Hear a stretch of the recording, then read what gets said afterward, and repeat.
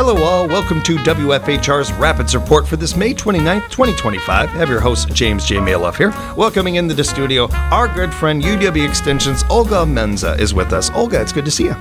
Same here. Yeah, thank you for having us. Feels like it's been a while. It's great to have you in studio and to be able to talk. Yes. We appreciate so much our friends at Extension and all the good work that you guys are doing in our communities. And if you don't mind, I'd like to kind of rewind a little bit to kick things off. It's been a little while. You recently completed some programs that we wanted to highlight. Can we start there? Yeah, definitely. So I completed the Tools to Thrive programming at the Marshfield High School. So usually it's like an 8-week session. So I did that through the winter from January to May. And since kids were like off break in March, we kind of gave them a couple weeks off there. So that's why it took longer to complete it. And I actually had 5 of my students who are seniors. 4 of them graduated last weekend. Oh, congrats to them. Yeah, That's so awesome. 4 out of 5. Yeah, and there was one student in particular that he was like so close to like giving up already at the beginning of the year. He's like, he needed money and stuff financially, so he needed to help his family and couldn't finish it, and he thought he needed like another year to finish. So I helped him look at his credits and how we can help him finish on time and that he didn't have to repeat a whole another semester. And so once we got it all figured out, and I was so happy to see him graduate. Congrats to you too. Thank you. That feels good for you, I imagine, It sure too. I can does, hear it, yes. and that's awesome. Yeah, Can you accomplishment. don't mean to bog down too much in it, but as far as the program goes, what kind of things were you working with the kids about? Yeah, so the Tools to Thrive program, usually we talk about like college career readiness. Since these are high schoolers, we want to help them to thrive through the high school and graduate. And then if they have, motivation to going to college, a technical college or university, how I can, be there to give them those resources and tools to make sure that, maybe this is like their first generation of attending university. So how to break those cycles and, give them that support.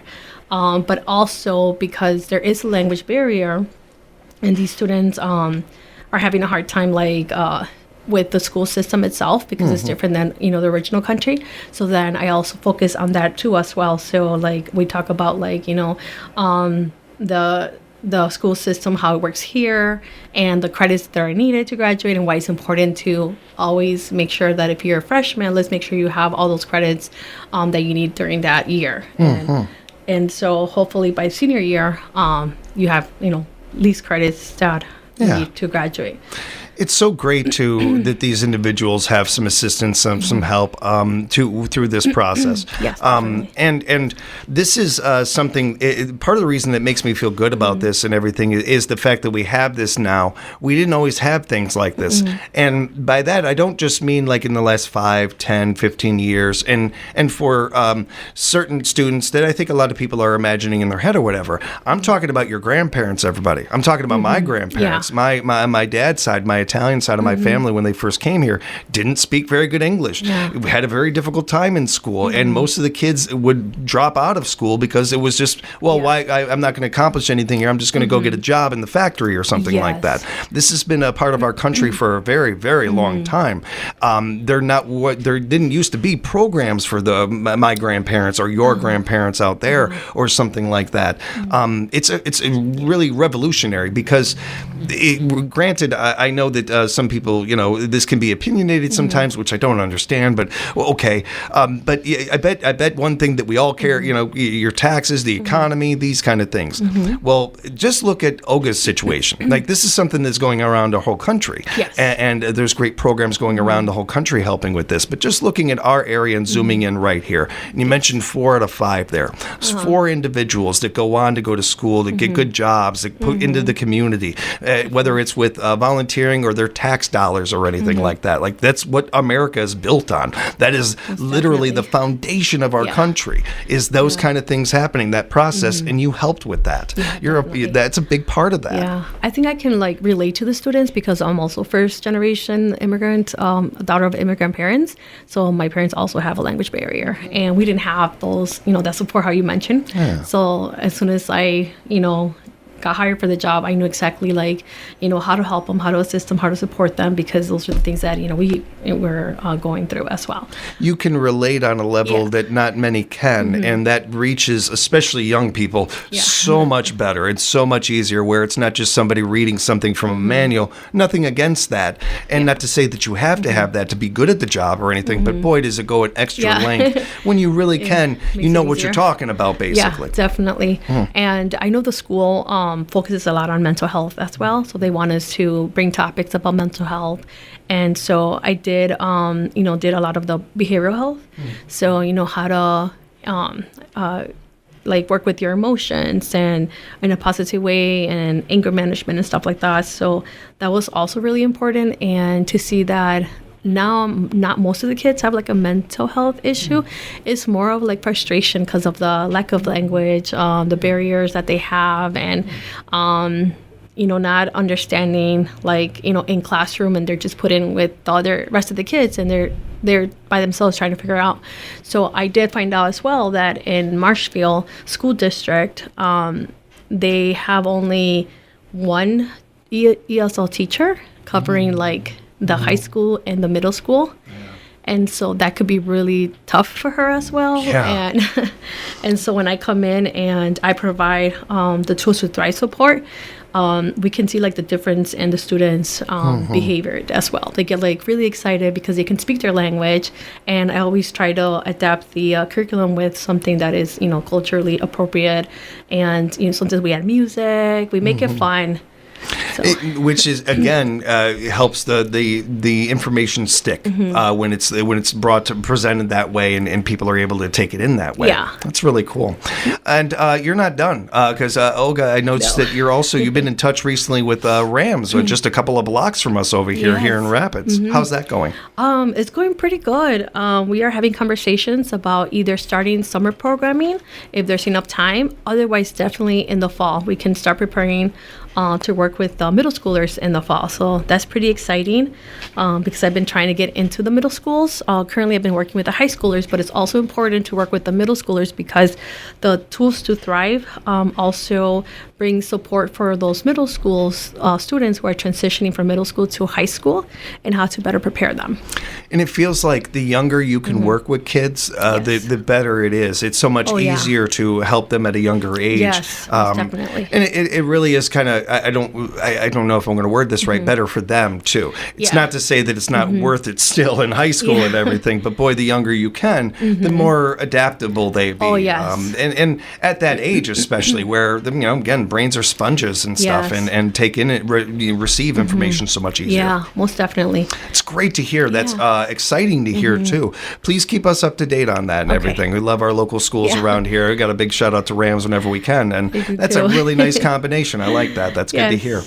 And additionally, you're also working with the Ho Chunk Youth Center. Yes, in Nakusa. So we will be doing summer programming together, and the great thing about it, they already have youth that participate in their program, so it'll make it easy for me to don't have to do too much promotion. Not a lot of recruiting there. Yeah, I'm just going to be like the support educator and bring in materials and tools, that are needed. So that's really great, and I'm excited to also work with that population. And another one that I look forward to the next time you join us and hearing how these are going and some of that. I'm very excited for the kids in that area. I touched on this a little bit before as far as, when you can work with the younger you can work with a lot of these kids, the better off for them and the better it can be. And to that point, you're planning 4-H Spanish workshops for elementary age students too. You touched on this a little bit already. Yeah. So for this summer as well, we believe it's important to also touch on the younger students, and that's the only time that I get to work with them in the summers, because the fall semesters I'm usually with the high schoolers or middle schoolers. Same for the winter, and so I don't really have time in my schedule. I only work part-time, only 20 hours. So summers is when we get to like literally connect with that age group. And I think we also have a better chance to work with them because usually the high schoolers are out and about trying to get, jobs or leaving for college. So it's easier to promote to the elementary age school kiddos. To that point as well, I want to encourage people to reach out to Olga. We'll give you the information on how you can do that a little bit later. When it comes to some of these programs, or just even ideas you might have for programs. And to that point, you've partnered with our good friends over in Macmillan Library to lead a 4-H art event. Yes. So that's going to be the end of this, or in June, the 24th. Yeah. And it's going to be like a 4-hour program from 9 to 12. Originally, they had just put something with art and crafts. And I'm really artistic and creative, and I love making those Mexican paper tissue flowers, and how we can use that to decorate like wreaths, and kids can take it home and use it for something, and they can even, like, for 4th of July is coming up, so we can use those colors to make that theme. Olga's nice enough to send over an outline for us in the mornings here and everything, and I was looking at it this morning, and I had a nostalgic deja vu moment when I read that, because one of my best friends growing up, him and his mom used to make those, and bring me and my sister over, and we'd make them, and nice. It was so much fun. They're so cool. You write about the colors part. I really like that. And they're not that hard to make, actually. They're more fun than hard. It was part of the reason I liked it. I'm an artist that is not good at art, and I am not good at making things. Those I could make. Those that I could do and everything. It's fun too, and a great project, a good combination with Macmillan, and not only the great space and vibe and energy they have over there, but that is one of our meeting spots. It's such a good place to hold and have these kind of events. Definitely. And on top of all of this, Olga, you were not done. You've also got some other things that you're going to be doing this summer. Yes. Also trying to work on the Juntos programming. So the Juntos programming is more for like the adults, the parents of the students. So it could be either middle schoolers or high schoolers.